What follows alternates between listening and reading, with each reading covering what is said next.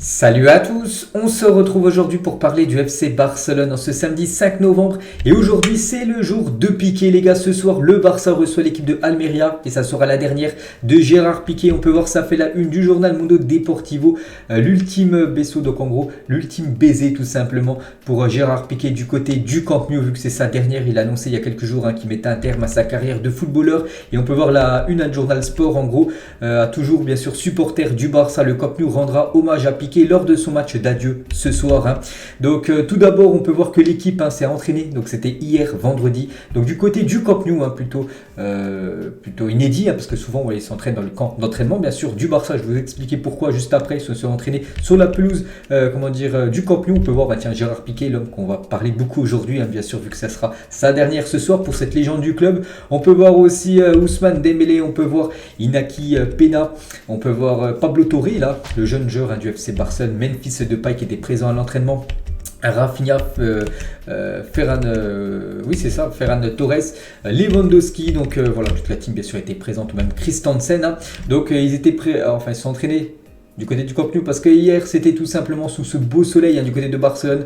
C'était l'occasion de faire la photo officielle pour cette saison 2022-2023 avec tout l'effectif au complet. Donc voilà, en gros voilà la photo officielle du FC Barcelone. Donc c'est pour ça qu'ils ont fait la photo et juste après ils se sont mis en mode de tenue d'entraînement. Ils se sont entraînés sur cette pelouse du Camp Nou. Donc voilà, quelques photos. Et regardez la photo officielle, on peut voir Gérard Piqué qu'on va beaucoup parler aujourd'hui. Regardez ses mains les gars. Donc pourquoi il fait ça avec ses mains? Une petite dédicace en gros à Ronaldinho qui avait fait ce signe de la main lors d'une photo officielle à l'époque du côté du Barça.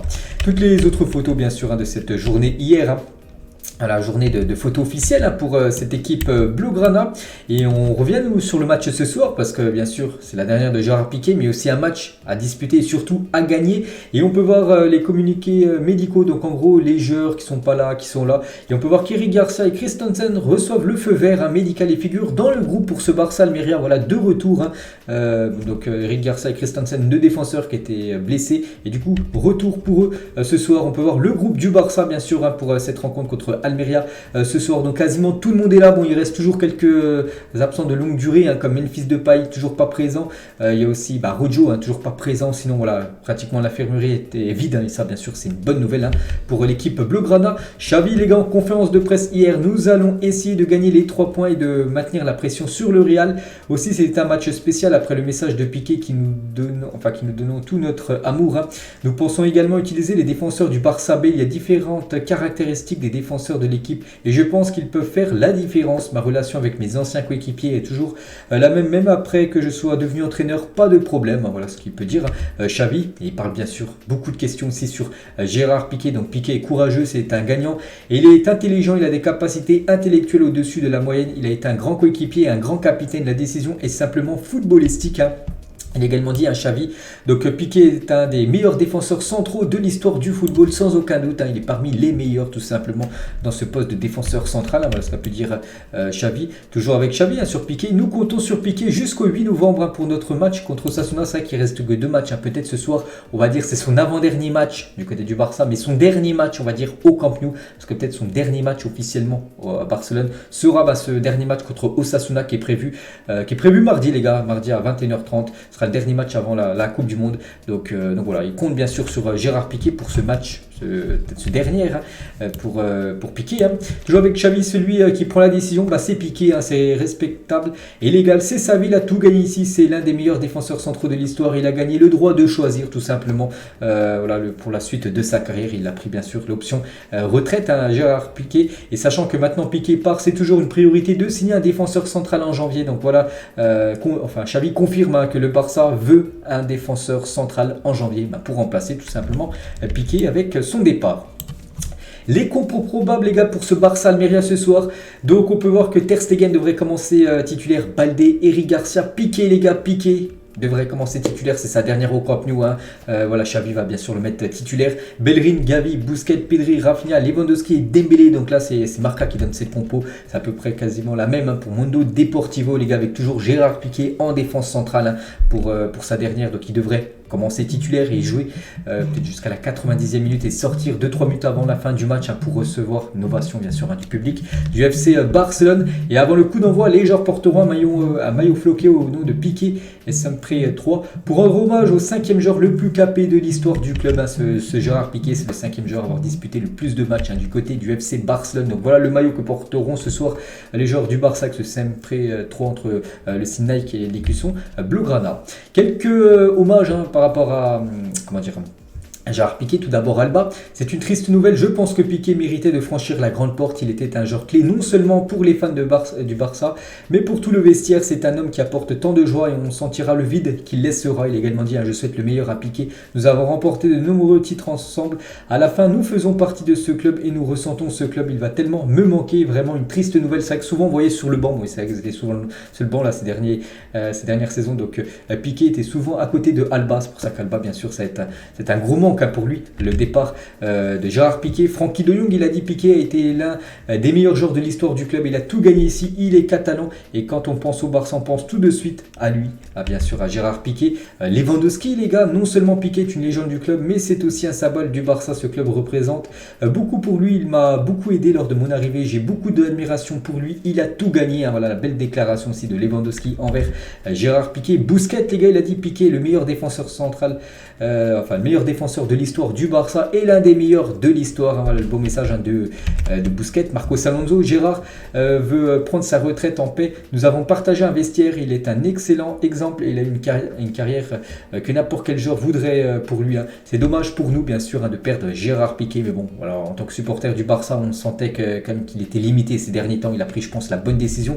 Gérard Piqué, même s'il aurait pu attendre, je pense, la fin de saison pour mettre un terme à sa carrière. Pep Guardiola, les gars, son ancien coach, dans les années 2010, c'est un être humain incroyable, une grosse personnalité, un joueur pour les grands matchs. Il ne manquait jamais un. Ce fut un honneur pour moi d'être son manager lors de la grande époque, bien sûr, du FC Barcelone, début des années 2010. Dani Alves sur Instagram, j'aime plus, j'aime moins, mais personne ne va enlever à quel point tu étais génial en tant que footballeur et à quel point tu étais génial pour le Barça. Nous sommes tous imparfaits et c'est ce qui fait de nous des êtres humains. J'espère que tu es très heureux, Nanu, c'était peut-être son surnom qu'il avait, tout simplement. Marc Bartra, son ancien collègue aussi en défense, Bartra maintenant joueur du Betis. Piqué est une personne très spéciale pour moi, je serai toujours reconnaissant, merci pour tout mon ami. Nous savons tous que tôt ou tard, tu rentreras chez toi dans le club pour lequel tu as tout donné et nous avons réalisé des rêves ensemble, bonne chance. Et la dernière déclaration, je crois que c'est la dernière, voilà. Et après il y a Tebas, c'est Rakitic les gars.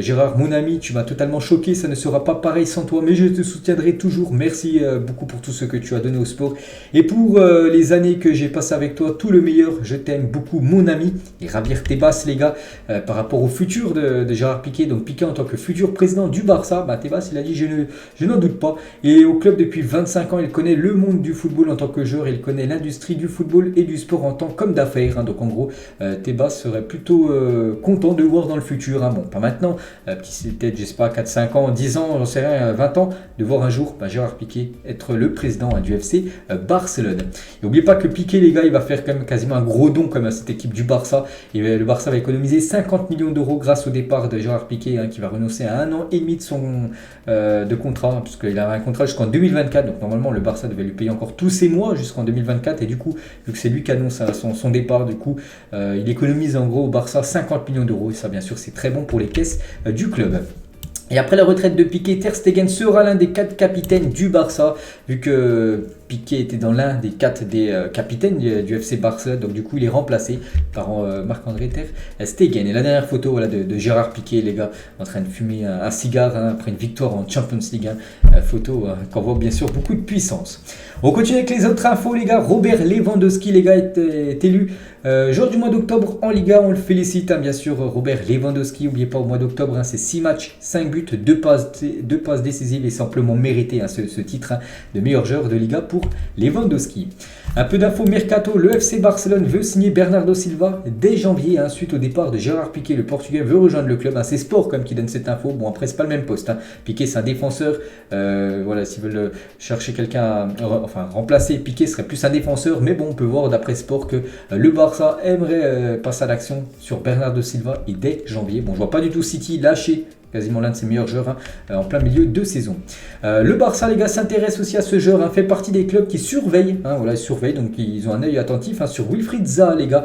Le contrat du joueur expire en 2023, donc ça aussi c'est un joueur très intéressant. Il est en fin de contrat avec Crystal Palace en 2023. Pour ceux qui ne le connaissent pas, les gars, c'est un ailier, il est bon du côté de Palace, et donc c'est un joueur ivoirien, et voilà, le Barça a un œil attentif sur lui.